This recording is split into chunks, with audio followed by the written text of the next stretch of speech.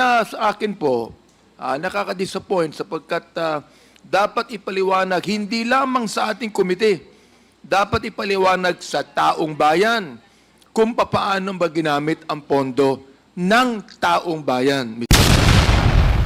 Katen na kayo sa next hearing po natin.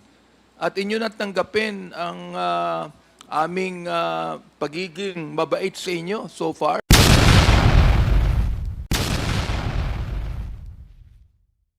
All the seven, of whom we have requested travel records, only one left the country last night per information received.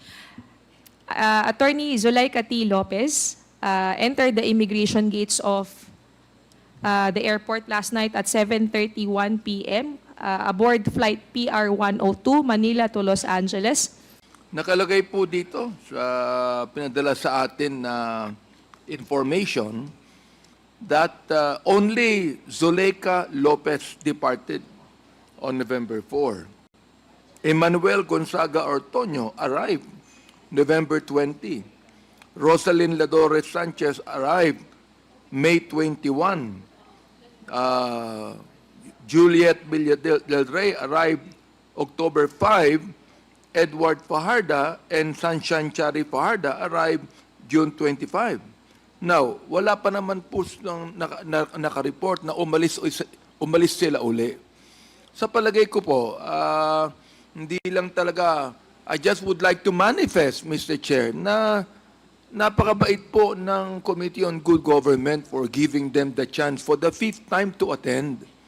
Sana naman po ay hindi na kami ipahiya dito sapagkat para bang nararamdaman ko na umiiwas sila na tanungin kung paano ginamit ang pondo ng ating pamahalaan na dapat nilang linawin sa komiting ito sapagkat tayo po ang binigyan ng mandato ng konstitusyon upang ating busisiin ang pondo na ginagamit ng bawat ahensya ng gobyerno, Mr. Chair.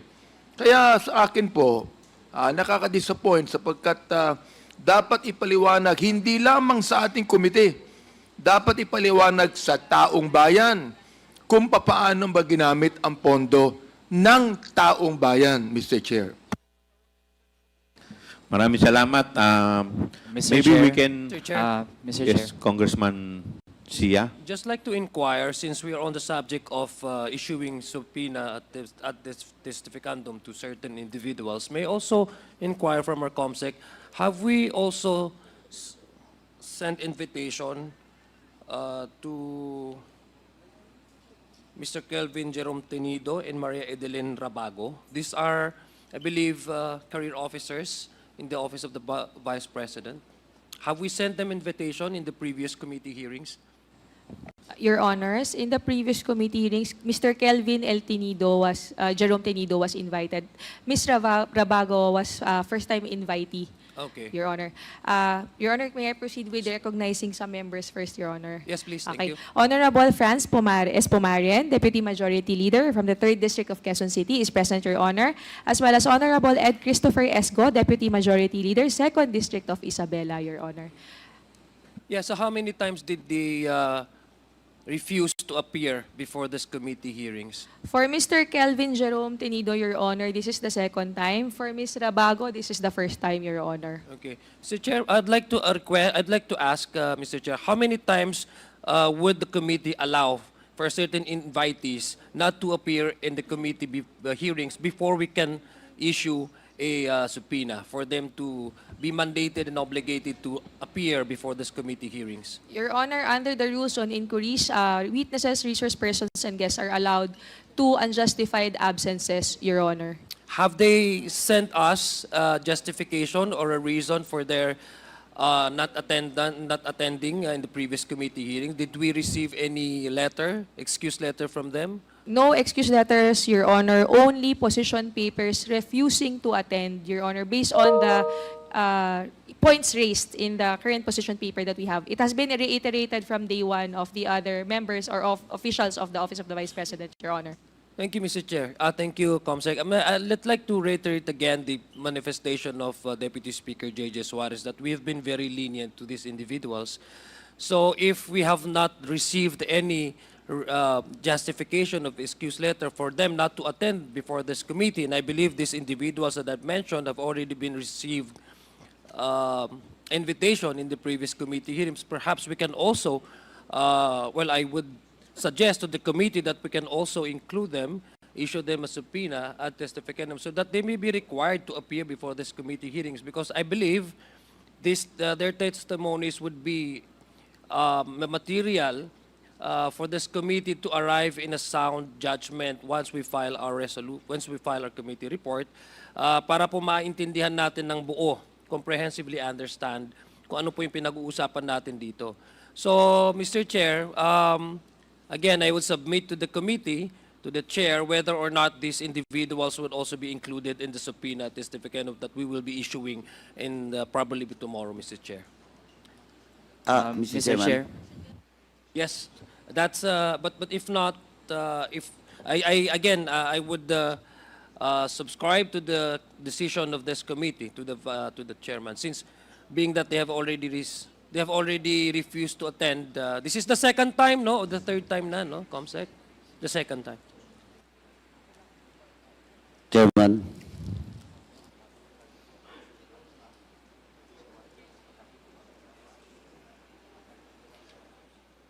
Is there any motion? Well, Mr. Chair, if given the I would move that these individuals be included in the subpoena that we will be issuing, Mr. Chair. This committee will be issuing. Is there any second to the motion? Is there any objection? Hearing none, the motion is carried. Thank you, Comsec, please Thank you very include much, Mr. the Chair. names Kelvin Tenido and Edelyn Rabago to the subpoena at testificandum. Noted, Your Honors. May I please continue with the update for the resource persons, Your Honor? Yes, please. Could you please also update this committee if the lookout bulletin that we requested to the Bureau of, to the DOJ has already been released? Yes, Your Honors. In coordination with the Bureau of Immigration, who were invited today, Your Honor, however, they are unable to attend. Nevertheless, they sent to us the latest travel records of the person subject of the subpoena ad testificandum, which has been distributed to Your Honors. As to the ILB or Immigration Lookout Bulletin Order, I was updated by Attorney Vicente Ongcad of the Bureau of Immigration that they have not yet received an ILBO. However, per news reports, the request is already with the SOJ and is awaiting for his signature, Your Honor. Mr. Chair, Congressman Abante?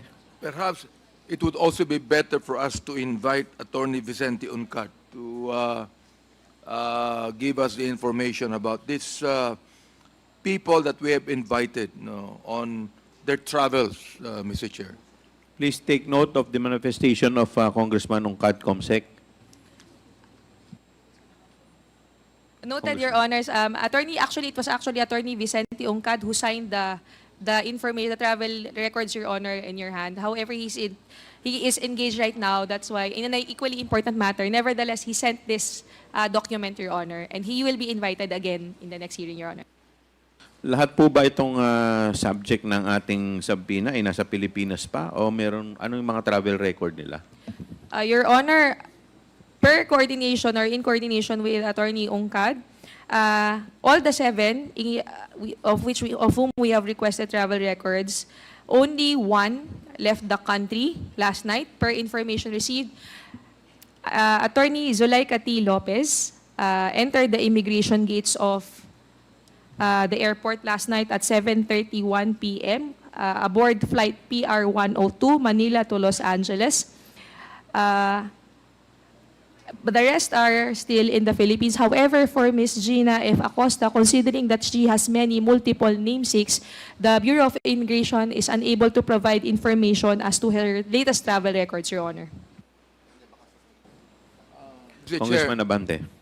what do you mean multiple namesakes? Ibig sabihin si Gina Acosta has a lot of aliases given? Your Honor, she may have had many kaparehong pangalan, Your Honor. Gina F. Acosta. Kaparehong Yes, pangalan. opo. Oo. Hence, the Bureau of Immigration requested for birthplace or any other distinguishing detail to be provided in order to obtain specific records for Ms. Gina F. Acosta of the OVP. Mr. Chair, mukhang maraming pera to mga to dahil nagda-travel palagi. You know? Kaya uulitin ko po, uulitin ko, Mr. Chair, sapagkat medyo, alam nyo, hindi rin nakakatuwa na makita na 4 na beses nang inimbitahan to. Samantalang nakalagay sa rules natin, 2 beses lang eh. And then afterwards, you could be able to issue a contempt order, no? Pero ito pang-4 na kayong hindi naka-attend, pang-5 ng imbitasyon to. So nakikita nyo ang kabaitan ng Committee on Good Government na pinapangunahan ni Congressman Joel Chua. So nais kong sabihin ulit,